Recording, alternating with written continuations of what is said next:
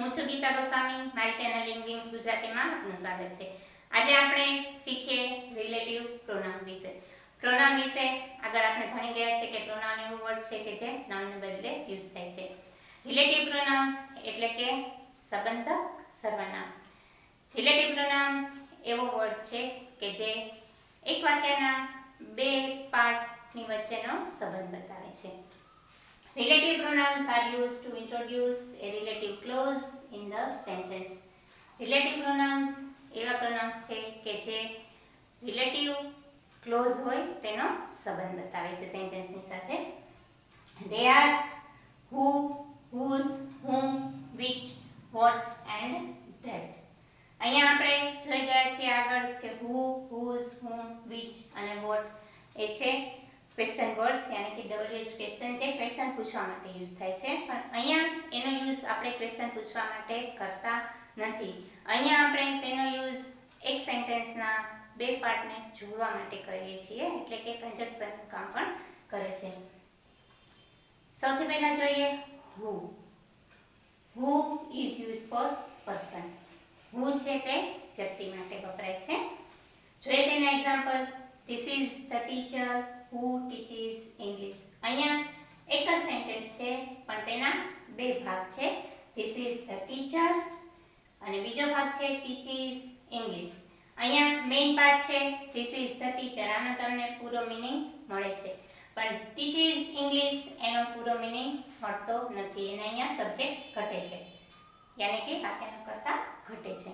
અહીંયા બે સેન્ટેન્સને જોડવા માટે વચ્ચે વર્ડ યુઝ થયો છે who.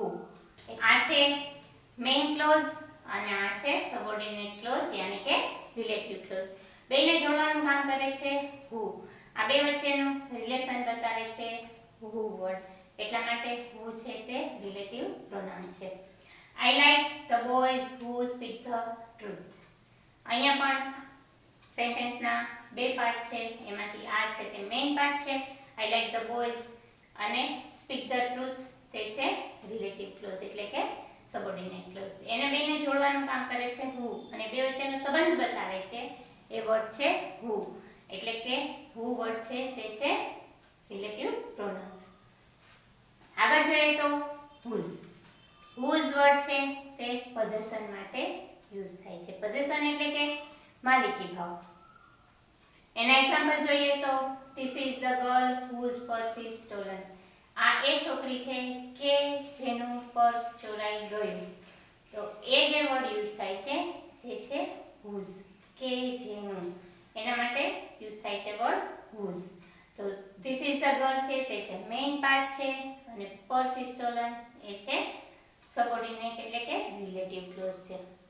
આ મેઇન ક્લોઝ અને રિલેટિવ ક્લોઝને જોડવાનું કામ કરે છે વર્ડ whose, બે વચ્ચેનો સંબંધ બતાવવાનું કામ કરે છે whose, એટલે કે આ છે રિલેટિવ પ્રોનાઉન।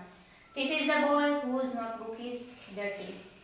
આ એ છોકરો છે કે જેની નોટબુક ડર્ટી છે, તો કે જેનું જે વર્ડ યુઝ થાય છે તે છે whose। આ મેઇન સેન્ટેન્સનો પાર્ટ છે અને આ છે તે સબઓર્ડિનેટ પાર્ટ છે, એટલે કે આ મેઇન ક્લોઝ આ સબઓર્ડિનેટ ક્લોઝ, બેને જોડવાનું કામ કરે છે whose। whose છે તે છે રિલેટિવ પ્રોનાઉન। આગળ જોઈએ whom. whom use for person. whom છે તે વ્યક્તિ માટે વપરાય છે, તે who નું ઓબ્જેક્ટિવ ફોર્મ છે।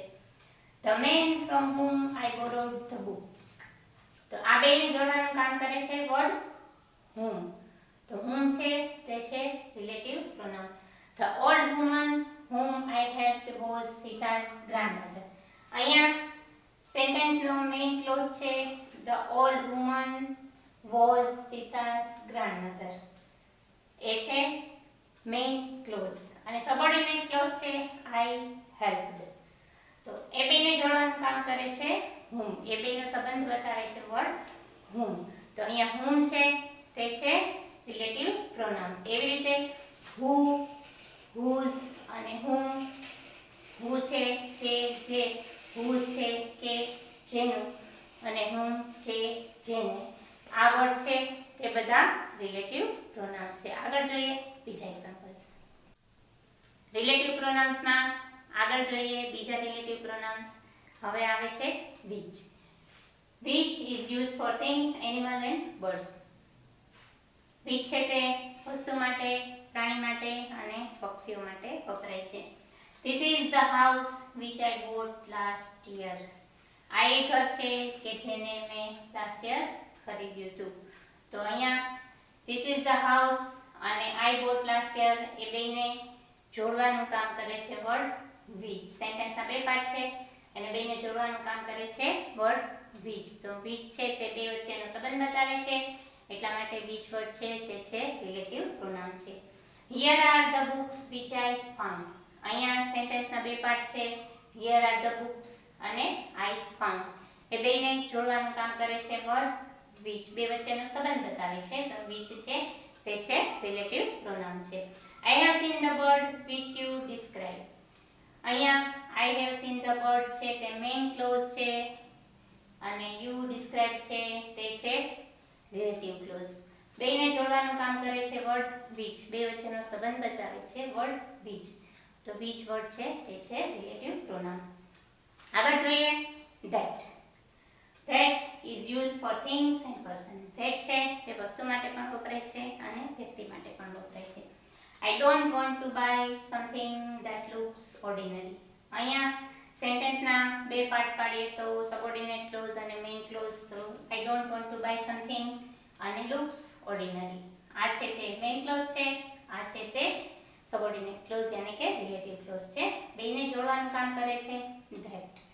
તો that બે વચ્ચેનું રિલેશન બતાવે છે, એટલા માટે that વર્ડ છે તે છે રિલેટિવ પ્રોનાઉન.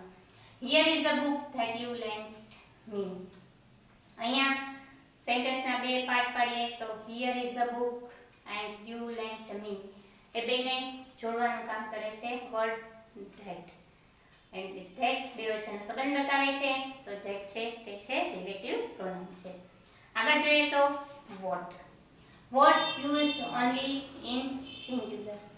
what એક જ એવો વર્ડ છે કે જે સિંગ્યુલરમાં વપરાય છે. બાકી બીજા બધા આપણે તે જોયા which, that, who, whose, whom તે સિંગ્યુલર અને પ્લુરલ બંને માટે વપરાશે. અને ફેમિનાઇન એટલે કે સ્ત્રી જાતિ અને મસ્ક્યુલાઇન એટલે કે પુરુષ જાતિ બંને માટે સેમ જ વપરાશે. આગળ જોઈએ what ના examples. what has happened is not clear. જે બન્યું છે અને જે ક્લિયર નથી તે બે વચ્ચેનો સંબંધ બતાવે છે વર્ડ what. તો what છે તે છે રિલેટિવ પ્રોનાઉન.